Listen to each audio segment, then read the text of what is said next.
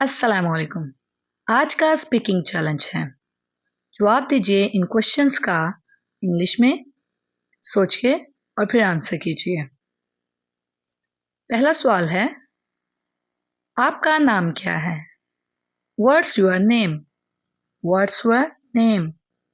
आप कहाँ से हैं? Where are you from? Where are you from? आपकी उम्र क्या है? How old are you? How old are you? आप क्या खाना पसंद करते हैं? What do you like to eat? What do you like to eat? आप आज कैसा महसूस कर रहे हैं? How are you feeling today? How are you feeling today?